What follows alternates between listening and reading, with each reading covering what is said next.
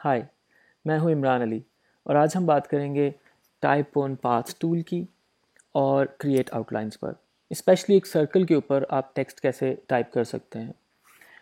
तो हम स्टार्ट करते हैं। सबसे पहले एलिप्स टूल लेंगे टूल पैनल से, शिफ्ट होल्ड करके हम ड्रॉ करेंगे एलिप्स।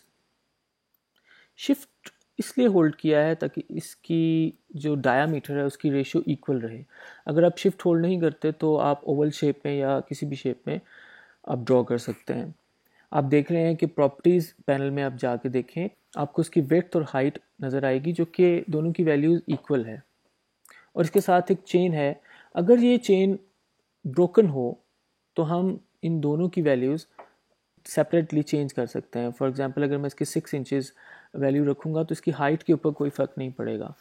और अगर मैं इसकी रेशियो को लॉक करना चाहूँ तो मुझे चेन लॉक करना पड़ेगी।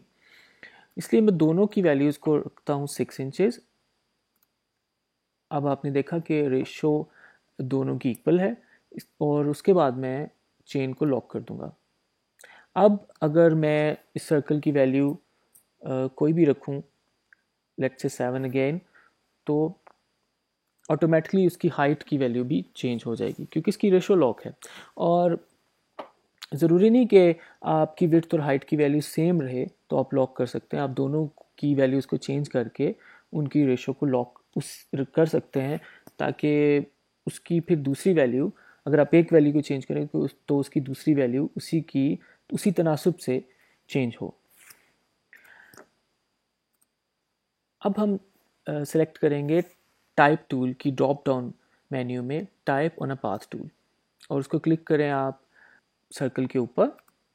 आप देख रहे हैं कि एक डिफ़ॉल्ट टेक्स्ट उसके ऊपर टाइप हो गया है जो कि सिलेक्टेड है। आप उसका फॉन्ट चेंज कर सकते हैं, उसकी टाइप पे आप टेक्स्ट चेंज कर सकते हैं। जैसे कि मैं इसका टेक्स्ट चेंज करूँगा, पाथ टू, और सेलेक्ट करके मैं इसको फॉन्ट चेंज कर सकता हूँ। उसका साइज़ भी इसी तरह मैं चेंज करूँगा और सिलेक्शन टूल लेकर आप देख रहे हैं उसके दोनों साइड्स पे एक उसका टेक्स्ट का स्टार्टिंग साइड है और एक उसकी एंडिंग एक्सटेंड के लिए एंकर पॉइंट्स बने हैं। अगर हम दोनों को मूव करें तो हम टेक्स्ट को मूव कर सकते हैं। आपने देखा कि जब मैंने लेफ़्ट साइड पे टेक्स्ट लिया है तो राइट साइड से टेक्स्ट इस ब्रैकेट के अंदर आ गया है, जो कि एरो भी शो कर रहा है कि टेक्स्ट इस साइड तक है। अगर मैं इस एंकर पॉइंट को मूव करूं तो टेक्स्ट दोबारा अपीयर हो जाएगा। मैं इसको बिल्कुल हाफ द सर्कल रखूँगा और एक एंकर पॉइंट है जो कि मिड में होता है, जो इस पूरे टेक्स्ट को कहीं भी मूव कर सकता है। इनसाइड अगर आप ड्रैग करें तो इनसाइड, मैं इनसाइड इसको टेक्स्ट को रख रहा हूँ बिल्कुल इन द सेंटर। अगर टाइप टूल लेके इसको सेलेक्ट किया जाए तो आप दोबारा उसकी फॉन्ट को चेंज कर सकते हैं, उसकी प्रॉपर्टीज़ को चेंज कर सकते हैं और उसके पैराग्राफ सेंटर को भी आप चेंज कर सकते हैं। क्योंकि मुझे यहाँ पे टेक्स्ट सेंटर में चाहिए इसलिए मैं सेंटर अलाइनमेंट रखूँगा पैराग्राफ की और अब मैं टेक्स्ट को अपनी मर्ज़ी से प्लेस करूँगा।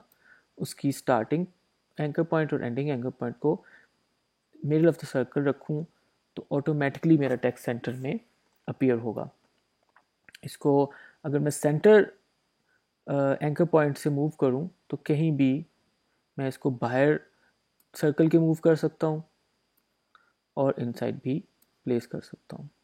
अब हम देखेंगे कि इस टेक्स्ट ऑन पाथ को, जो कि एक टेक्स्ट की प्रॉपर्टीज रखता है, इसको हमने लाइन वर्क में या आर्ट वर्क में कैसे कन्वर्ट करना है। तो उसके लिए स्पेशली जब आप अपना टेक्स्ट डिज़ाइन किसी को भेजते हैं तो आपको उसके साथ फॉन्ट या तो मेंशन करना पड़ता है या भेजना पड़ता है। लेकिन अगर आप आर्ट वर्क की फॉर्म में भेजना चाहते हैं तो आपको इस टेक्स्ट को कन्वर्ट करना पड़ेगा आउटलाइंस में। अब राइट क्लिक करें टेक्स्ट के ऊपर और सिंपली क्लिक करें क्रिएट आउटलाइंस।